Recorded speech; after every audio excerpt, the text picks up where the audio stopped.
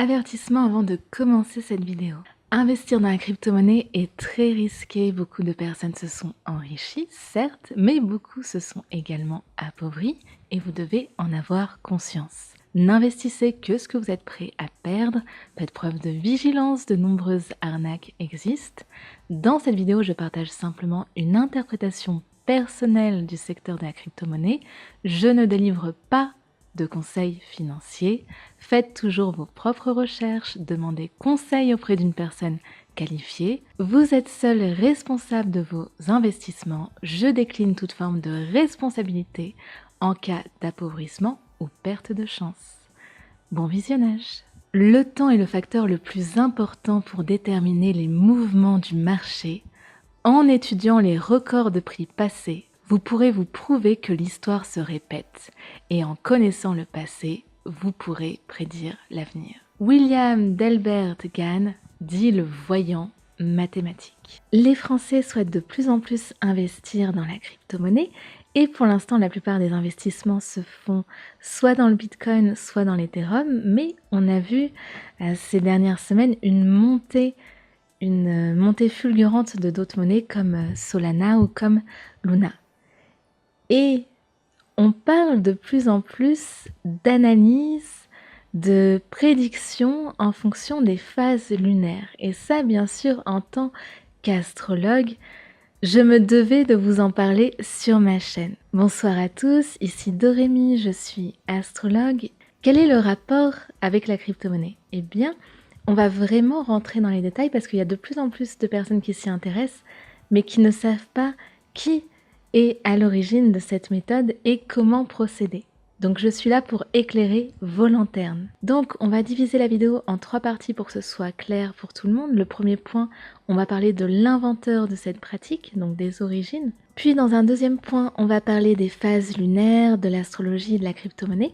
Et en troisième point, on va faire une sorte de mise en pratique en analysant quels sont les potentiels bouleversements à venir dans la crypto jusqu'à mi-octobre. Voilà. Ah, et avant qu'on commence, je précise que j'ai un site doremyastrologie.com où je propose un service où vous pouvez m'appeler et on discute selon le temps imparti de divers sujets. On peut discuter argent, on peut discuter finance si c'est quelque chose qui vous intéresse. C'est parti. Premier point, William Gann et la loi de vibration. William Gann est né à la fin du 19e siècle. Il était un trader américain très doué dans son domaine. Il avait notamment développé ses propres méthodes d'analyse technique. Et au fil des années, il a commencé à s'intéresser de plus en plus à l'astrologie. Il a commencé à mélanger astrologie, géométrie et mathématiques anciennes pour élaborer une méthode qui mélangeait à la fois science et occultisme, ésotérisme. William Gann, c'était vraiment quelqu'un de particulier. Et grâce à sa méthode dont on ne connaît pas tous les détails, parce qu'il a voulu rester assez discret là-dessus et on peut le comprendre, mais grâce à sa méthode, il arrivait à la fois à prédire les évolutions des marchés financiers, mais également à analyser les événements historiques. Il y avait une démarche très historique dans sa façon de faire parce que c'est quelqu'un qui, par exemple, allait souvent au musée pour connaître par cœur l'histoire des marchés financiers. Pour lui, c'était gagner de l'argent avec la finance, c'était plus lié à une connaissance des dates qu'à une analyse technique des courbes. Et grâce à ces méthodes, il aurait accumulé une fortune estimée à 50 millions de dollars, ce qui est une somme colossale, d'autant plus pour l'époque, puisqu'on était durant la Grande Dépression. Aussi, il est dit qu'en 1933, il aurait réalisé 479 opérations et que sur les 479 opérations, il y en avait 422 de gagnantes et qu'il avait fait une plus-value de 4000%. Mais comment a-t-il fait? Quelle est cette méthode? Eh bien, comme je viens de vous l'expliquer, il est resté assez vague et assez mystérieux malgré de très nombreuses sollicitations. Cependant, il avait admis avoir perdu pas mal d'argent à ses débuts lorsqu'il était assez jeune, lorsqu'il était inexpérimenté parce que l'espoir, la cupidité et la peur avaient été les ennemis de sa réussite. Et lorsqu'il formait des élèves triés sur le volet, eh bien c'est la première chose qu'il leur apprenait de ne pas prendre de décisions liées à l'espoir, à la cupidité ou à la peur. Mais ça, le fait de ne pas faire d'investissement en fonction de vos émotions, je pense que vous le savez déjà, quand on est dans la finance, que ce soit crypto-monnaie ou autre, il faut être rationnel, il faut avoir les nerfs solides.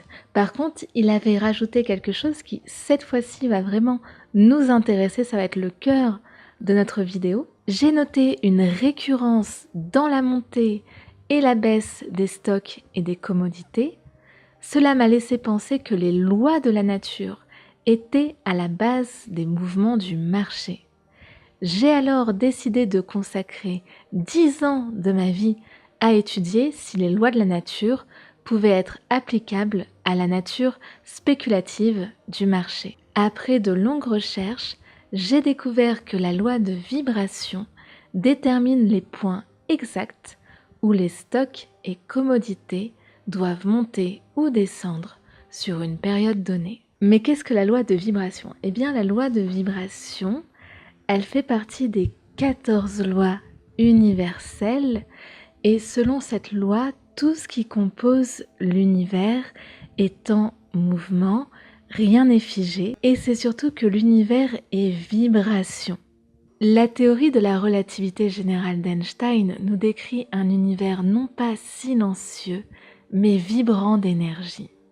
L'espace et le temps sont porteurs d'une cacophonie de vibrations, dont les textures et les timbres sont aussi riches et variés que le foisonnement sonore d'une forêt au printemps. Notre connaissance actuelle de l'univers résulte presque entièrement de l'étude de la lumière qui nous en parvient, la lumière n'étant autre que des vibrations du champ électrique et magnétique qui se propagent dans l'espace à la vitesse de la lumière. Mais alors, quel est le rapport avec les phases lunaires? Eh bien, c'est ce que nous allons voir dans notre deuxième point. Deuxième point, la crypto-monnaie et l'astrologie mondiale. Pour que la Lune soit visible, il faut qu'elle soit éclairée par le Soleil sans en être trop proche et qu'elle se trouve au-dessus de notre horizon. Concrètement, dans la crypto-monnaie, lorsque nous avons une pleine Lune, ça pump, autrement dit, ça repart à la hausse. On va être sur une tendance haussière pour plusieurs jours, voire pour plusieurs semaines. Quand il y a une nouvelle lune, ça dump, ça redescend à nouveau, nous sommes à nouveau dans une tendance baissière. Pleine lune, ça monte, nouvelle lune, ça descend, et une fois que vous connaissez ces deux informations, vous êtes en mesure de connaître le cycle et vous êtes en mesure de faire les meilleurs investissements. Simple, basique. Et c'est vrai que la Lune, elle est très rattachée à l'univers des crypto-monnaies. Hein, on dit bien to the moon jusqu'à la Lune quand une crypto fait une montée mais phénoménale, quand il y a une grosse green candle, comment on dit ça? Une bougie verte, chandelle verte, j'ai un doute. Bref, quand ça monte vraiment d'un coup, on dit to the moon. Et il ne faut jamais sous-estimer l'impact, l'importance de l'inconscient collectif. Ça, c'est très important. Vous avez de plus en plus de fondateurs de crypto-monnaies qui ont conscience de cet engouement autour de la Lune en tant que symbole des crypto-monnaies et qui vont attendre l'arrivée d'une pleine lune pour annoncer une grande nouvelle sur leur crypto, une mise à jour, une refonte du site, que sais-je, pour annoncer une nouvelle qu'ils savent, une nouvelle potentiellement bullish, une nouvelle qui va aider la crypto à monter. Donc la lune, c'est très important. Et vous avez Elon Musk, qu'on ne présente plus, qui avait notamment tweeté ceci, je vais vous lire son tweet. Quelqu'un a proposé de changer les frais du Dogecoin en basant ses frais sur les phases de la Lune et je trouve cela assez incroyable. Alors, petite précision, Elon Musk n'est pas le fondateur du Dogecoin. Il s'est un peu approprié cette crypto. Il aime bien être considéré comme le père du Dogecoin, mais il n'en est pas le fondateur. Alors, tout cela peut vous faire sourire comme ça, je le sais, mais vraiment, ne sous-estimez pas l'importance de l'inconscient collectif, surtout qu'il y a de plus en plus de particuliers qui rentrent dans l'univers de la crypto-monnaie. Donc, ils vont être vraiment peut-être moins dans le rationnel, plus dans l'émotionnel, plus dans le mystique aussi. Donc, non seulement je suis intimement convaincue que la Lune est vraiment rattachée à la crypto-monnaie, qu'il y a un lien, mais je pense que la Lune va avoir de plus en plus d'impact dans cet univers-là à mesure que des gens comme vous et moi, des particuliers, s'intéressent à la crypto. Mais ce n'est pas tout. Comme je l'ai expliqué en début de vidéo, William Stigen était aussi passionné d'astrologie et il s'intéressait beaucoup à ce qu'on appelle l'astrologie financière. Et il y a plusieurs façons d'aborder l'astrologie financière. Les deux principales façons, c'est l'astrologie uranienne et l'astrologie mondiale. L'astrologie uranienne, contrairement à ce que son nom indique, n'a rien à voir avec Uranus. L'astrologie uranienne, c'est une forme d'astrologie où on ne va pas vraiment prendre en compte les signes, les maisons, comme dans l'astrologie tropicale, donc l'astrologie que vous connaissez tous et toutes. Non, dans l'astrologie uranienne, on prend en compte les mi-points. On calcule ce qu'on appelle les mi-points. Les mi-points, ce sont des points géométriques médians entre deux planètes.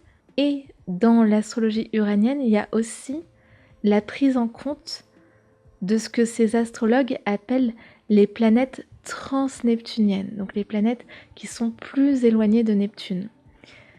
Sauf que ce sont des planètes hypothétiques, ce ne sont pas des planètes dont on a pu prouver l'existence scientifiquement. Donc ce que appellent ces astrologues les planètes transneptuniennes, c'est ce que les astronomes appellent les objets transneptuniens. Et il faut aussi savoir que l'astrologie uranienne, c'est une forme d'astrologie assez marginale qui est surtout pratiquée en Allemagne et aux États-Unis. Et c'est une forme d'astrologie qui est originaire d'Allemagne. Puis elle s'est un peu répandue aux États-Unis et un tout petit peu en France. Mais ce n'est pas vraiment l'astrologie uranienne qui va nous intéresser dans cette vidéo. Je vous le dis juste pour votre culture personnelle. Par contre, l'astrologie mondiale, ce que vous devez savoir sur l'astrologie mondiale, c'est que c'est une astrologie collective. C'est-à-dire que les astrologues vont observer le ciel, non pas pour cerner la personnalité de tel ou tel individu, non pas pour prédire des choses qui peuvent vous arriver, non. Dans l'astrologie mondiale, on analyse le ciel pour tout un peuple, pour toute une nation, voire pour toute l'humanité tout entière. Donc c'est une astrologie qui est très liée à l'histoire et à la politique. D'où le fait que William Stigen utilisait l'astrologie aussi pour analyser les événements historiques, comme je l'avais dit en début de vidéo. Ça, c'est de l'astrologie mondiale, c'est très intéressant. J'aime beaucoup l'astrologie mondiale, mais malheureusement, c'est une forme qui est assez peu pratiquée. Peut-être que je ferai des vidéos dessus. Mais l'astrologie mondiale, on l'applique en crypto-monnaie. Et comment on l'applique en crypto-monnaie ? Eh bien, c'est notre dernier point, c'est le moment de faire une mise en pratique. Dernier point, mise en pratique de l'analyse des phases lunaires. Nous y voilà. Quand c'est la nouvelle lune, ça baisse. Quand on a une pleine lune, ça monte. Vous l'avez compris. Vous allez me dire, d'accord, mais qu'est-ce qui monte et qu'est-ce qui descend ? On dirait une blague carambar. Bon, ce qui monte et ce qui descend, c'est bien sûr la courbe du Bitcoin. On est d'accord que le Bitcoin, c'est actuellement la monnaie qui domine le marché, donc ça permet de prédire le cours du Bitcoin et le cours des cryptos qui suivent plus ou moins la courbe du Bitcoin, c'est-à-dire les cryptos qui ont tendance à pump en même temps que le Bitcoin et à dump, à baisser en même temps que le Bitcoin. Donc ne sont pas concernés par exemple les shitcoins, parce que vous savez les shitcoins, C'est très très hasardeux. Pareil, toutes les monnaies qui font un petit peu leur vie, par exemple Solana, on a vu que Solana, ces dernières semaines, ces derniers mois, n'a pas forcément suivi le cours du Bitcoin.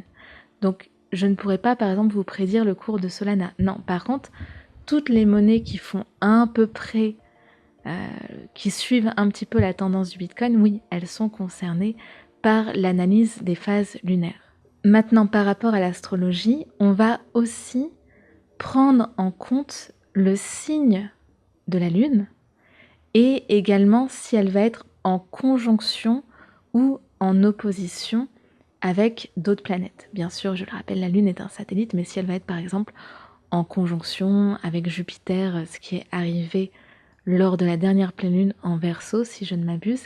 Et quand on dit en conjonction, ça veut dire en harmonie. Donc ça veut dire que Jupiter en conjonction avec la Lune, c'est-à-dire que l'énergie de Jupiter va venir soutenir l'énergie de la Lune. Donc ça, c'est ce qu'on va aussi prendre en compte. Par contre, attention, attention, je vois de plus en plus d'astrologues qui vont établir le thème astral d'une crypto. Autrement dit, qui vont faire la carte du ciel d'une crypto. Je ne suis pas d'accord avec cette méthode. Pourquoi ? Qu'est-ce que la carte du ciel ? La carte du ciel, ça consiste... Normalement, c'est ce qu'on fait pour un individu. On ne fait pas ça pour une crypto-monnaie, mais il arrive que parfois, on fasse ça, par exemple, pour un pays, dans le cadre de l'astrologie mondiale. Donc, qu'est-ce qu'une carte du ciel ? Ça consiste à prendre la date de naissance d'une personne, d'un pays. Dans le cas d'un pays, ça va être généralement la date du jour national ou la date d'indépendance si c'était une ancienne colonie. Et à partir de cette date, on va dresser la carte du ciel avec le placement du signe solaire, du signe lunaire, de Vénus, de Mercure, etc. Mais le problème de faire ça pour une crypto-monnaie, c'est que c'est très dur de choisir la bonne date. Parce que la date de création d'une crypto-monnaie, déjà, c'est très dur de la connaître parce qu'entre le moment où le ou les fondateurs, déjà, parfois on ne sait même pas qui est le fondateur, hein. Il y a de plus en plus de fondateurs qui restent anonymes. Quand les fondateurs décident de créer la crypto-monnaie, il peut se passer des semaines, des mois, voire des années avant que cette crypto-monnaie soit connue du public. Donc, prendre la date de création, c'est difficile. Après, qu'est-ce qu'on fait ? Est-ce qu'on prend la date de publication du white paper, donc de la feuille de route ? Est-ce qu'on prend en compte la date du listing sur CoinMarketCap ou sur CoinGecko ? Est-ce qu'on prend la date de création des réseaux sociaux, donc de Twitter, Telegram et compagnie ? Trop d'astrologie tue l'astrologie. Trop de précision tue les précisions. Je pense que parfois il faut mieux être un peu plus vague, mais être sûr de ce qu'on dit, que de vouloir faire un petit peu de l'excès de zèle pour prouver qu'on est une pro ou un pro, et au final baser toutes ces analyses sur une date complètement fantaisiste. Non, faites simple. Déjà, l'analyse des cycles lunaires, plus le signe de la Lune, plus la position de certaines planètes, c'est largement suffisant. Largement suffisant. Et je peux vous prendre par exemple le cas de la pleine lune en Verseau du 24 juillet 2021, qui a provoqué un pump incroyable du Bitcoin. D'ailleurs, je vous avais prévenu de l'impact de cette pleine lune en Verseau pour ceux qui sont abonnés à ma newsletter et pour ceux qui regardent parfois ce que je poste dans l'onglet communauté de la chaîne. Donc, si vous voulez vous abonner à la newsletter, si ce genre de news vous intéresse, il suffit de télécharger gratuitement mon e-book sur le signe lunaire. Le lien est dans la description. Et le 22 août, on a encore eu une pleine lune en Verseau qui a redonné un léger coup de boost pendant quelques jours.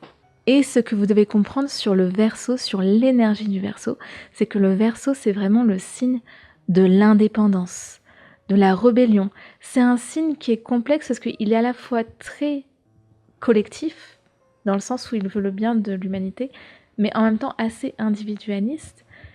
Et c'est aussi un signe très intelligent, c'est aussi un signe des nouvelles technologies. Et cette énergie-là, c'était vraiment l'énergie qu'il nous fallait pour faire un pump massif. Pourquoi? Parce que la pleine lune en Verseau, elle coïncidait avec ce qui se passait avec l'actualité. Parce que, bon, on est toujours en période de pandémie, vous le savez, mais il y a eu certaines conditions par rapport à certaines mesures.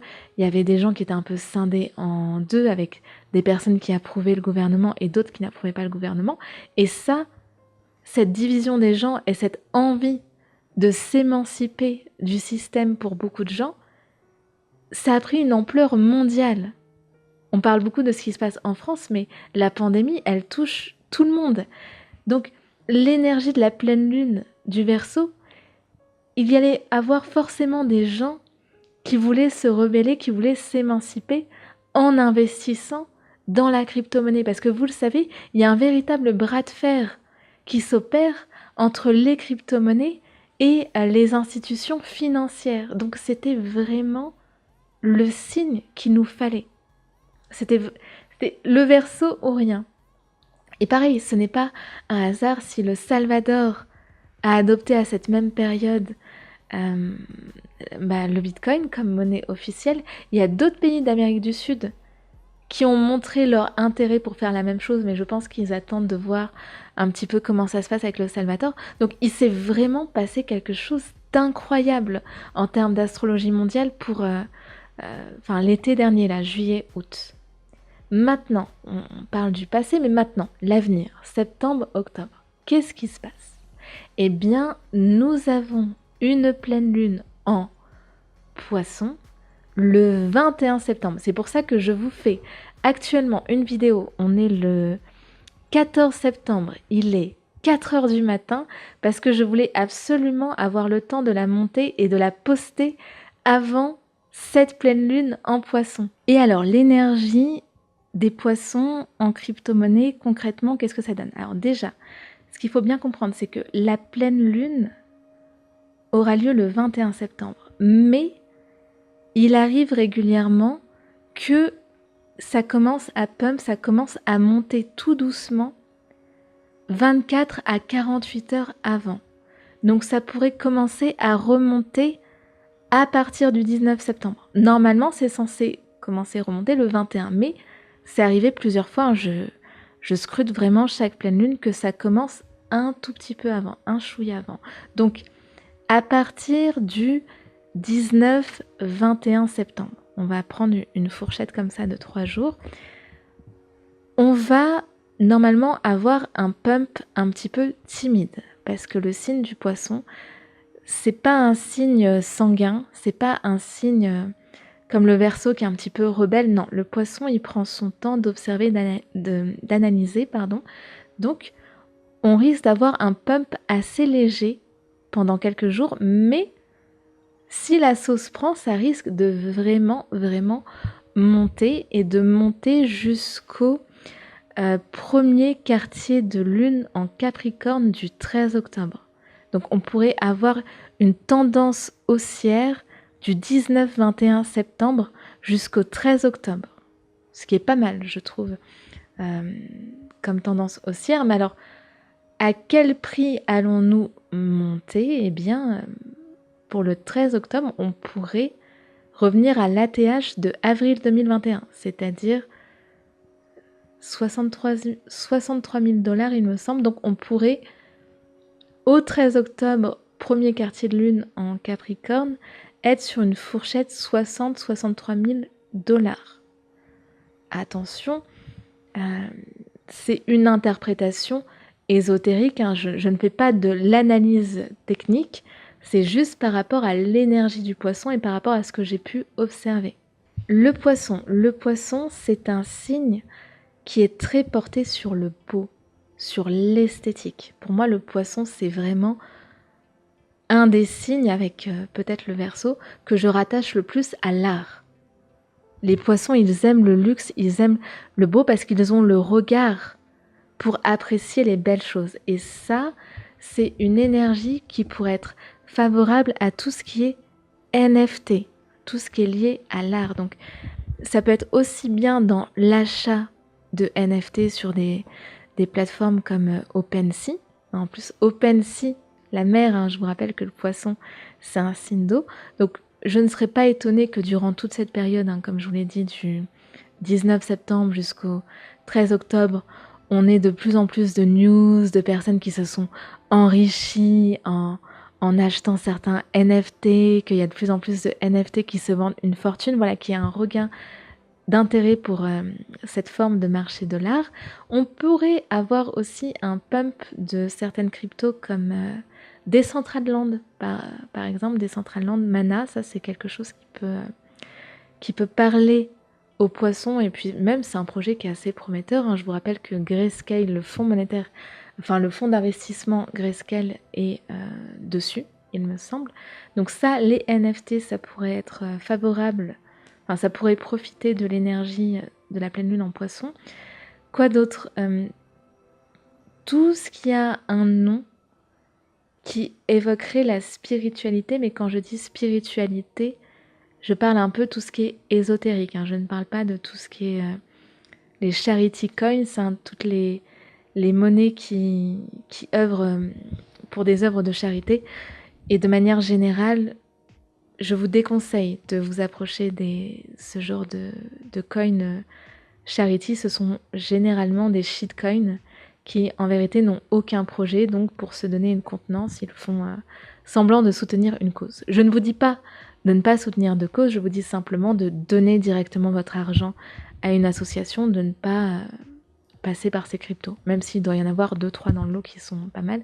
Non, là, je parle vraiment d'un nom spirituel. Encore une fois, ne sous-estimez jamais l'importance de l'inconscient collectif. Donc, je sais pas, ça pourrait être FTM, Fantôme et les cryptos de son écosystème. Bon, vous irez voir les cryptos de l'écosystème Fantôme. Et en troisième point, qu'est-ce qui pourrait bénéficier de l'énergie des poissons? Ah, peut-être toutes les cryptos qui sont liées à tout ce qui est sensuel. Tout ce qui est sensuel. On a tendance à rattacher tout ce qui est sensuel, un petit peu intime, sous la couette, à l'énergie du scorpion. Et c'est vrai, le scorpion, c'est un signe qui est très dans cette énergie-là, mais le poisson peut être aussi très sensuel. Donc je ne serais pas étonnée que toutes ces cryptos qui essayent un peu d'entrer dans l'univers des films pour adultes pourraient indirectement bénéficier de cette énergie-là. Je vous laisserai regarder les noms. Il y a Rocket qui avait bénéficié d'ailleurs d'une pub, d'un coup de pouce de Elon Musk, hein. Il avait tweeté sur cette crypto alors que d'habitude il ne tweete que sur le Dogecoin, donc il faut surveiller ces Rocket. Il y avait quoi d'autre? Rocket, je peux pas prononcer les mots parce que c'est un peu vulgaire, j'ai peur que YouTube me démonétise bêtement pour ça. Voilà, mais par contre, prudence, vraiment, l'énergie du poisson n'est pas favorable pour tout ce qui est shitcoin. Et de manière générale, les poissons, l'énergie du poisson, elle est très liée à la réputation. Attention, j'ai oublié de préciser quelque chose et c'est très important. Pourquoi je parle du 13 octobre? Normalement, la nouvelle lune aura lieu le 6 octobre.